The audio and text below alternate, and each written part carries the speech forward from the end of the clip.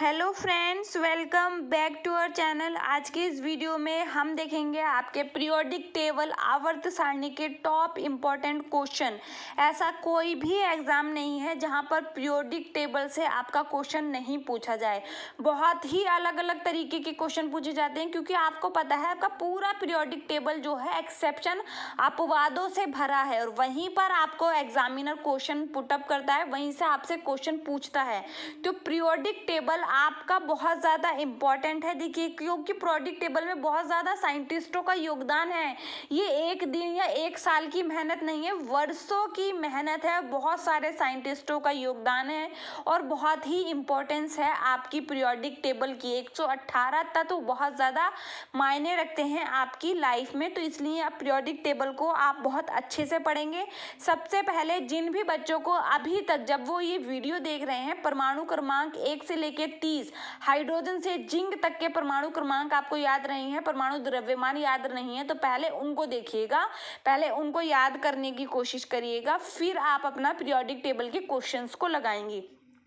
वो बहुत इंपॉर्टेंट है। आपको 30 तक तो मिनिमम याद होना चाहिए, बाकी हम क्वेश्चन के थ्रू आपको देने की कोशिश करेंगे, लेकिन आपको वहां तक पता होना चाहिए। और हर स्कूल्स में, मुझे पता है हर स्कूलों में क्या है, आपको लर्न भी कराए जाते हैं, तो आपने उसका भूल भी गए हैं आप, तो आप कंपटीशन की प्रिपरेशन कर रहे हैं, तो देखिए अपने आसपास की सराउंडिंग से भी अवेयर रहना है।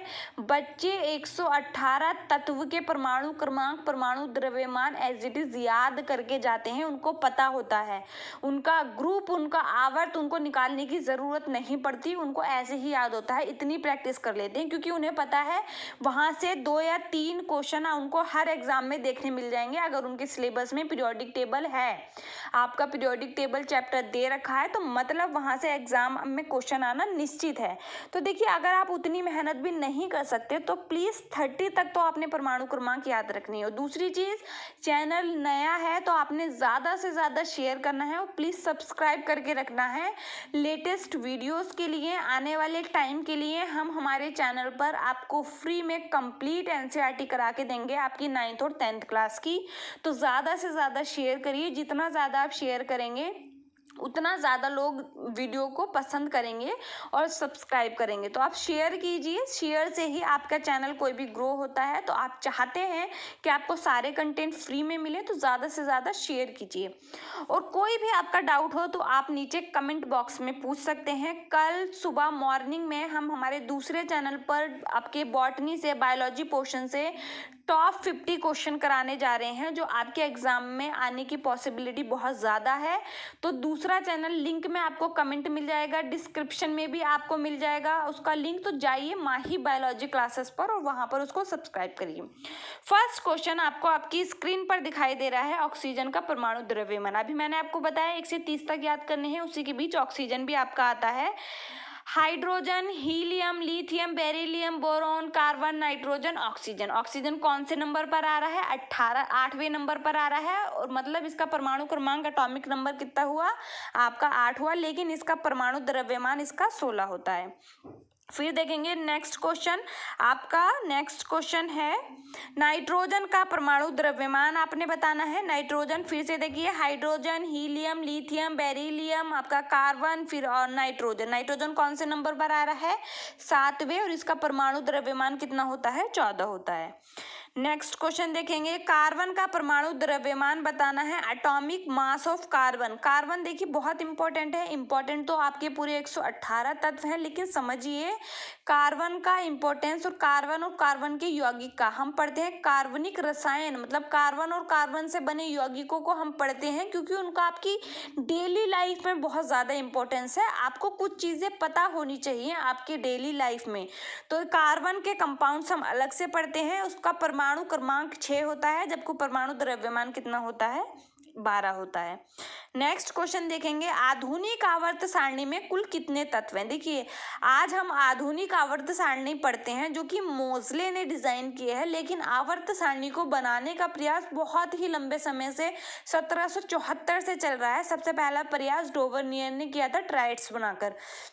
तो उन साइंटिस्टों का भी बहुत बड़ा योगदान है। जो हम आज आधुनिक आवर्त सारणी पढ़ते हैं वो हम पढ़ते हैं मोसले के द्वारा, जो कि परमाणु क्रमांक पर निर्भर है, जिसका मतलब उनके किसी भी तत्वों के भौतिक और रासायनिक गुण, जो आपके भौतिक और रासायनिक गुण होते हैं वो उसके किसके आवर्ती फलन होते हैं, परमाणु क्रमांक के आवर्ती फलन होते हैं। ऐसा आधुनिक आवर्त सारणी में हम पढ़ते हैं।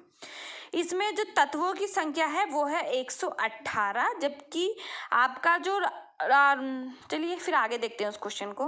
मेंडलीव के आवर्त सारणी में कुल कितने तत्व है, यही मैं आपको बताने जा रही थी। मेंडलीव जो थे, जो आधुनिक आवर्त सारणी आज हम पढ़ते हैं उसमें मेंडलीव का बहुत बड़ा योगदान है, हम उन्हीं के आधार पर पढ़ते हैं। लेकिन मेंडलीव की सारणी का अगर हम देखें, सबसे बड़ा ड्रॉबैक या दोष था कि उन्होंने अपनी जो परमाणु द्रव्यमान को लिया था आवर्त सारणी को देने के लिए, वो थोड़ा कहीं गड़बड़ हो गया। निकिल और कोबाल्ट में ही हम अगर देख लें तो वो परमाणु द्रव्यमान के अनुसार आगे पीछे हैं, सही से व्यवस्थित नहीं है।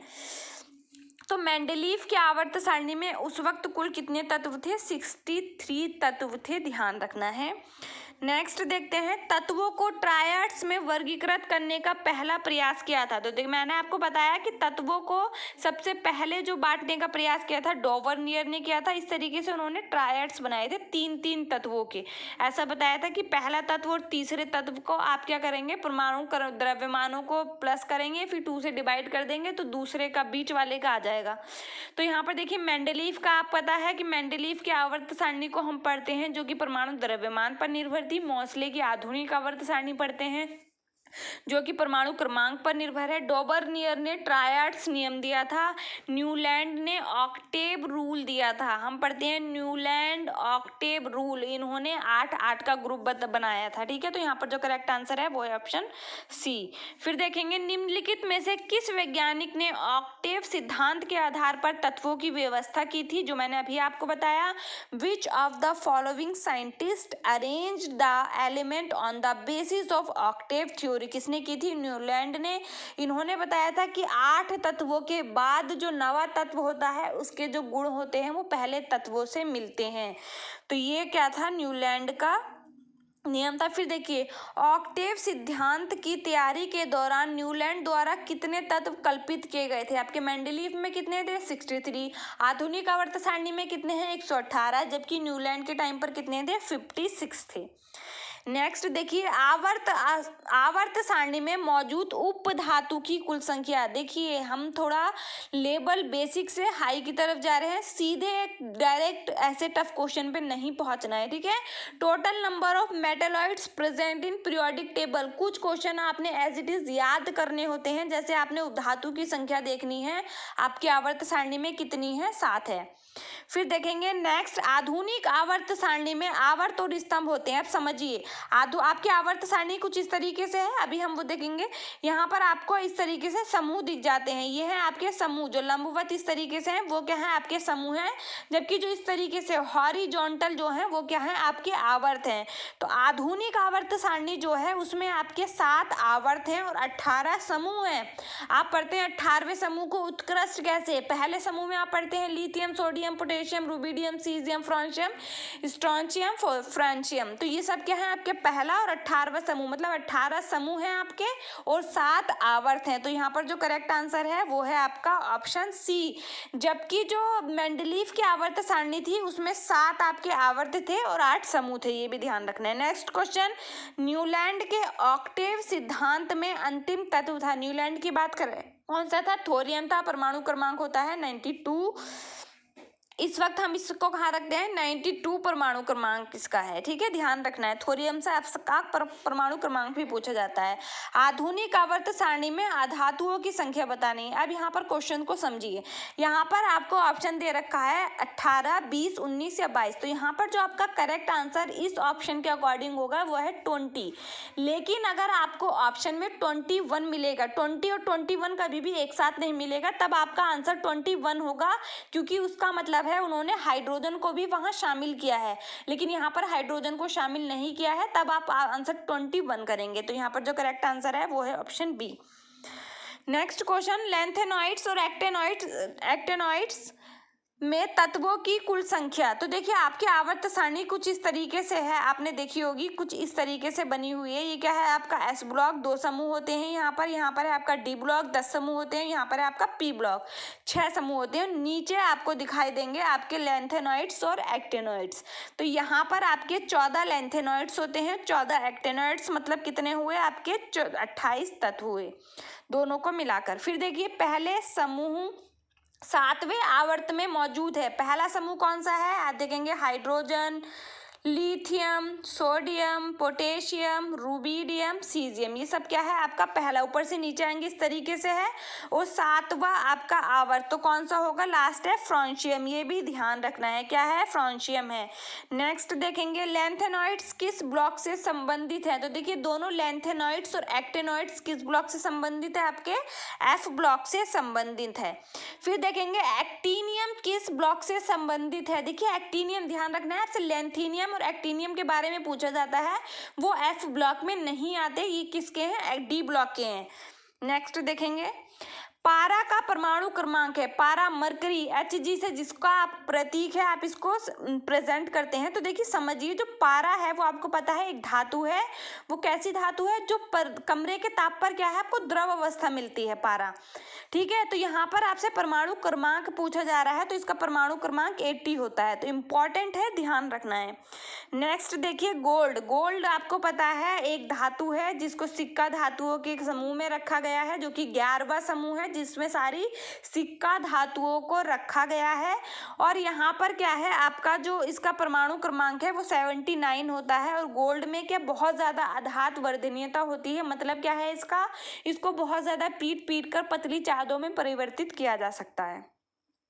नेक्स्ट देखेंगे यूरेनियम का परमाणु क्रमांक आपने बताना है। तो देखिए यूरेनियम जो है आपसे इसका परमाणु क्रमांक बहुत सारे रीजन से पूछा जाता है, और इससे देखिए क्वेश्चन कैसे पूछे जाते हैं समझिए।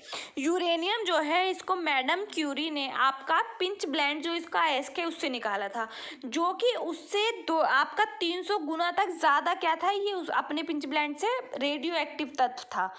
तो इसमें क्या था, इसके लिए उनको क्या मिला, नोबेल प्राइज भी मिला। फिर देखिए यूरेनियम जो है आपकी आवर्त सारणी में कृत्रिम रूप से, मतलब आपका प्राकृतिक रूप से पाया जाने वाला लास्ट तत्व है। इसके बाद जो सारे तत्व हैं वो क्या है, मेन मेड है, मतलब उनको मानवों ने बनाया है, कृत्रिम तरीके से बने हुए हैं। तो यहाँ पर इसका परमाणु क्रमांक ध्यान रखना है 92 होता है। फिर देखिए थोरियम का परमाणु क्रमांक मैंने आपको बताया था 92 होता है, आपसे पूछा जाता है। नेक्स्ट क्वेश्चन, आधुनिक आवर्त सारणी में समूह संख्या 13 को नामित किया गया है। यहाँ पर समझिए मैंने आपको बताया आपकी आवर्त सारणी कुछ इस तरीके से है, ये आपके 6 समूह है, यहाँ पर 6 समूह है, ये आपका पी ब्लॉक है, ठीक है, पूरा ये आपका एस ब्लॉक है, ये पी ब्लॉक है, ये बीच में आपका डी ब्लॉक है। आपका लेके 1 2 यहाँ पर 13 के बाद जो शुरू होता है, 13 से शुरू होता है, 13 14 15 16 17 18, 18 को पता है आप क्या बोलते हैं, उत्कृष्ट गैसों का समूह बोलते हैं, आप उनको बोलते हैं इनर्ट गैसेस, यहाँ पर समझिए नोबल गैसेस भी बोलते हैं।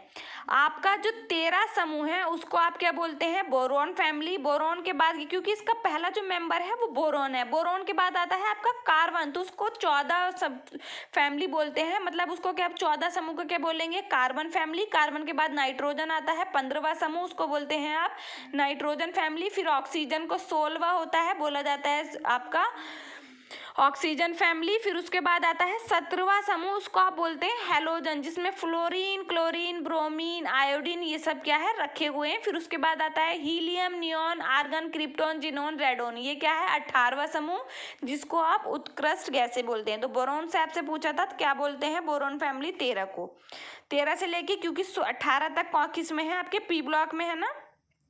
आधुनिक आवर्त सारणी में समूह 16 को नामित किया गया है, अभी बताया कौन सा होगा, ऑक्सीजन फैमिली होगा, क्योंकि उसका पहला मेंबर जो है ऑक्सीजन है। निकिल का आणविक द्रव्यमान, तो देखिए निकिल का परमाणु क्रमांक 28 होता है, जबकि उसका आणविक द्रव्यमान 58.69 होता है। भारी धातुओं या संक्रमण धातुओं को समूह के बीच रखा गया है, समझिए यहाँ पर यह है आपका एस ब्लॉक, ये है आपका डी ब्लॉक, यहाँ पर आता है पी ब्लॉक, जिसमें 6 आपके समूह है। यहाँ पर आपके आपके 10 समूह होते हैं, 13 से लेके 12 तक, 13 से लेके 12 तक आपके डी ब्लॉक में हैं। तो यहाँ पर जो करेक्ट आंसर होगा वो है आपका ऑप्शन ए। मैंने अभी आपको बताया ना बोरोन से शुरू हुआ 13वां समूह, तो वो क्या है आपका बोरोन फैमिली है, पी ब्लॉक में है। तो ये चीज़ ध्यान रखनी है, 13 से 12 कौन से होंगे, डी ब्लॉक में। आवर्त सारणी का पहला धातु है, अब समझिए यहाँ पर आपसे आवर्त सारणी का पहला धातु पूछा गया है, तो वो क्या होगा, लिथियम होगा। हाइड्रोजन आंसर नहीं करना है, हाइड्रोजन धातु नहीं होता, अधातु होता है, नॉन मेटल होता है। आपसे पूछा जाए आवर्त सारणी का सबसे हल्का तत्व, तो कौन सा होगा, हाइड्रोजन। लेकिन अगर आपसे क्वेश्चन पूछा जाए आवर्त सारणी का सबसे हल्का धातु, तो वो कौन सा होगा, आपका लिथियम होगा, क्योंकि हाइड्रोजन आपका धातु नहीं है। लेकिन अगर आपसे क्वेश्चन पूछा जाए आवर्त सारणी का सबसे भारी तत्व, तो ऑस्मियम होगा। आवर्त सारणी का सबसे भारी धातु भी ऑस्मियम होगा। नेक्स्ट क्वेश्चन देखिए, आयोडीन का परमाणु द्रव्यमान देखना है, 126 होता है, जबकि परमाणु क्रमांक 53 होता है। निम्नलिखित में से कौन सा अधातु नहीं है, देखिए अधातु नहीं बताना है जो नॉन मेटल नहीं है। तो समझिए पहला ग्रुप है आपका lithium, sodium, potassium, rubidium, caesium, ये सब आपका पहला है। फिर दूसरे में आता है, आप ध्यान रखेंगे एस ब्लॉक में भी आपकी सारी धातुएं हैं, आपकी डी ब्लॉक में भी सारी धातुएं हैं, पी ब्लॉक में धातु, अधातु, उपधातु सभी किसमें है, पी ब्लॉक के अंदर है। पूरी आवर्त सारणी में पी ब्लॉक मतलब 13 से लेकर 18 तक में ही क्या है, आपके धातु, अधातु और उपधातु है। जबकि एस ब्लॉक और डी ब्लॉक में आपका क्या है, आपका है एस ब्लॉक और डी ब्लॉक में धातु है। अब देखिए आप एल्यूमिनियम का परमाणु क्रमांक 13 होता है, इसका आप इलेक्ट्रॉनिक विन्यास निकाल के भी देख सकते हैं कि एस ब्लॉक में आता है। ब्लॉक हम कैसे डिसाइड करते हैं, जब जो अंतिम इलेक्ट्रॉन होता है जिस ब्लॉक में भरा जाएगा sp_d है वो उसी का मेंबर होगा। तो अब जब 13 का इलेक्ट्रॉनिक विन्यास निकालेंगे वो एस में जाएगा, ये एस का और दूसरे समूह का है, एस में भी क्या है, दूसरे समूह का एल्कलाइन अर्थ मेटल जिसको बोलते हैं एल्यूमिनियम। तो ये नॉन मेटल नहीं होगा, ये क्या है, एक मेटल है। आधुनिक आवर्त सारणी का अंतिम तत्व बताना है, यहाँ पर क्या है, ऑर्गेनेसॉन। नेक्स्ट क्वेश्चन, निम्नलिखित में से कौन एक रेडियो एक्टिव तत्व है, अभी आपको बताया था कौन सा होगा, यूरेनियम। फिर देखेंगे नेक्स्ट, एकमात्र ब्लॉक जिसमें आवर्त सारणी में धातु और अधातु और उपधातु, यहाँ पर थोड़ा करेक्शन करेंगे, ये अधातु होगा, क्या होगा, अधातु, ठीक है, अधातु और उपधातु सब होंगे। तो अभी मैंने आपको बताया था कौन सा है, पी ब्लॉक। पी ब्लॉक कहाँ से है, 13 से लेकर 18वें समूह को पी ब्लॉक बोला जाता है। कौन आकार में सबसे बड़ा है, समझिए देखिए आकार में आपसे पूछा जाए सबसे बड़ा, तो यहाँ पर देखिए जब आप, ये है आवर्त सारणी आपकी, यह है इसका लेफ्ट साइड, यह है इसका राइट साइड। जब आप लेफ्ट से राइट की साइड जाते हैं तो आकार छोटा होता है, जबकि ऊपर से नीचे आते हैं तब आकार बढ़ता है। तो यहाँ पर देखिए आपको पहले समूह के मेंबर दिए गए हैं, लिथियम, सोडियम, पोटेशियम, मतलब आप नीचे जा रहे हैं तो सबसे बड़ा आकार किसका होगा, पोटेशियम का, क्योंकि पहले ही उसमें आ रहा है और आपको पता है नीचे जाने पे बढ़ रहे हैं। दूसरी साइड तो आप मैग्नीशियम में दूसरे समूह में आ जाएगा, वो आप उधर की साइड जाने में तो घट रहा है ना, तो क्या किसका होगा, पोटेशियम का साइज सबसे बड़ा होगा। अब देखिए आवर्त सारणी में सर्वाधिक इलेक्ट्रॉन बंधुता वाला तत्व है, ये रही आपकी आवर्त सारणी। ट्रेंड देखिए आपने ध्यान रखना है, जो इलेक्ट्रॉन एफिनिटी और इलेक्ट्रॉन नेगेटिविटी में फर्क होता है, फर्क अभी बताऊंगी, इस चीज को समझिए। जब आप ऊपर से नीचे आते हैं तब आपकी इलेक्ट्रॉन नेगेटिविटी कम होती है, लेकिन जब लेफ्ट से राइट जाते हैं तो इलेक्ट्रॉन नेगेटिविटी बढ़ती है। सबसे ज्यादा इलेक्ट्रॉन नेगेटिविटी किसकी होती है, फ्लोरीन की। आप इस क्वेश्चन का आंसर भी फ्लोरीन सोच रहे होंगे, जो कि गलत है। यहाँ पर इलेक्ट्रॉन एफिनिटी आपने ध्यान रखनी है, आपकी किसकी ज्यादा होगी, क्लोरीन की। इलेक्ट्रॉन एफिनिटी मतलब वो कितनी जल्दी इलेक्ट्रॉनों को अपने साथ कितने अच्छे से बांध सकता है। लेकिन फ्लोरीन का समझिए, अगर वो हाइड्रोजन के साथ एक बॉन्ड शेयर कर रहा है तो यहाँ पर एक इलेक्ट्रॉन इसका होगा, मतलब ये बॉन्ड बना है, 2 इलेक्ट्रॉन मिलकर ही तो बनाएंगे, एक इलेक्ट्रॉन समझो इसका होगा, एक इसका होगा। तो ये जो इलेक्ट्रॉन पेयर है ये इसको अपनी तरफ खींचने की कोशिश करेगा, इसलिए इस पर पार्शियली नेगेटिव चार्ज आ जाएगा, जबकि यहाँ पर पार्शियली पॉजिटिव चार्ज आ जाएगा। तो यह है इलेक्ट्रॉन नेगेटिविटी। तो आपसे सबसे ज्यादा इलेक्ट्रॉन नेगेटिव तत्व पूछा जाए तो वो आपका फ्लोरीन होगा, जबकि इलेक्ट्रॉन एफिनिटी वाला क्लोरीन है, ऐसे ही याद करना है। बोरॉन में कितने संयोजी इलेक्ट्रॉन होते हैं? देखिए संयोजी इलेक्ट्रॉन समझिए, संयोजी इलेक्ट्रॉन वो इलेक्ट्रॉन होते हैं जो आपके वाहतम कोश में उपस्थित होते हैं। अब वाहतम कोश क्या होता है समझिए, सबसे जो आपकी आउटर सेल होती है उसमें प्रेजेंट होते हैं। ये आपका परमाणु का नाभिक हुआ, ये उसकी पहली कक्षा, ये दूसरी कक्षा, ये तीसरी कक्षा, ठीक है। इस तरीके से कक्षाएं होती हैं। तो जो भी तत्व होगा उसमें जितनी कक्षाएं होंगी, जो उसकी बाहर की होंगी ये अंदर, फिर इससे बाहर जाते हैं K, L, M, N, इस तरीके से आगे बढ़ते जाते हैं। तो बाहरी कक्षा में जो इलेक्ट्रॉन होंगे वो क्या होंगे? आपके संयोजी इलेक्ट्रॉन होंगे। यहाँ पर आपको पूछा गया है बोरॉन। बोरॉन का परमाणु क्रमांक कितना होगा? Hydrogen, helium, lithium, beryllium, boron. मतलब कितना आया? 5 इसका परमाणु क्रमांक है। 3 कैसे बन गया? एक सेकेंड। 5 इसका परमाणु क्रमांक है। इलेक्ट्रॉन कैसे भरे जाएंगे? 2 इलेक्ट्रॉन, और फिर आपको पता है फिर 8 भरे जाते हैं, लेकिन इसमें कितने हैं? 3 हैं, तो यहाँ पर 3 भरे जाएंगे। तो मतलब इसकी वाहतम कक्षा में कितने इलेक्ट्रॉन हैं? आपके 3 हैं। तो संयोजी इलेक्ट्रॉन कितने हुए? 3 हुए। नेक्स्ट देखेंगे, एक तत्व M का इलेक्ट्रॉनिक विन्यास 2, 8, 4 है। आधुनिक आवर्त सारणी में तत्वों को M को रखा गया है। समझिए, आपको नहीं पता M तत्व कौन सा है, लेकिन उसको आपका इलेक्ट्रॉनिक विन्यास दे रखा है। अभी बोरोन के बारे में बात की थी, बोरोन का मैंने अभी आपको समूह भी बताया, कौन सा है? 13। मतलब उसमें लास्ट में संयोजी इलेक्ट्रॉन कितने हैं? जिन तत्वों में 3 इलेक्ट्रॉन होंगे वो क्या है? एक ही समूह के मेंबर हैं। ये भी ध्यान रखना है। आप ग्रुप को इस तरीके से भी निकाल सकते हैं कक्षाओं में जिनमें लास्ट में सेम इलेक्ट्रॉन आएंगे। मतलब अगर बोरोन के नीचे आप देखेंगे जो भी तत्व जिसमें संयोजी इलेक्ट्रॉन में आपके 3 ही होंगे वाहतम कोश में, वो सारे बोरोन ग्रुप के होंगे। ये चीज ध्यान रखना है। तो यहाँ पर कितना है? 2, 8, 4। मतलब ये कौन सी फैमिली हुई? कार्बन फैमिली, क्योंकि यहाँ पर क्या है? 4 इलेक्ट्रॉन संयोजी कोश में उपस्थित हैं। और बोरोन के बाद कौन सी फैमिली आती है? आपकी कार्बन फैमिली आती है। समूह कौन सा है? 14th। यहाँ पर थोड़ा सा करेक्शन, 14th कर देंगे इसे। फर्स्ट ऑप्शन आपका करेक्ट हो जाएगा। नेक्स्ट क्वेश्चन, एक तत्व M आवर्त सारणी में पहले वर्ग में है, इसके ऑक्साइड का सूत्र बताइए। पहला वर्ग कौन सा है आपका? लिथियम वाला। Lithium, sodium, potassium, rubidium, caesium, francium, ये सब क्या है? आपका पहला ग्रुप है, ठीक है। अब यहाँ पर समझिए, पहले ग्रुप जो है उनमें आप सोडियम को ले लीजिए। सोडियम क्या है? 11 परमाणु क्रमांक होता है। इस तरीके से बढ़ते हैं 2, 8, 1।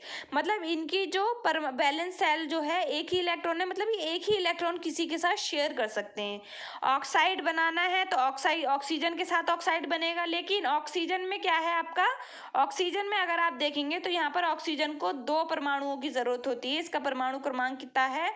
8 है। इसको कितने इलेक्ट्रॉनों की जरूरत है? 2। तो मतलब 2 धातुएं जब मिलेंगी उस तत्व की, तब एक ऑक्सीजन के साथ कंबाइन करेंगी। तो यहाँ पर जो करेक्ट आंसर है वो है ऑप्शन बी। ठीक है, तो ये थे आज के इंपॉर्टेंट क्वेश्चन। हम मिलते हैं हमारी नेक्स्ट वीडियो में। ज्यादा से ज्यादा शेयर कीजिए और चैनल को सब्सक्राइब कीजिए। Thank you.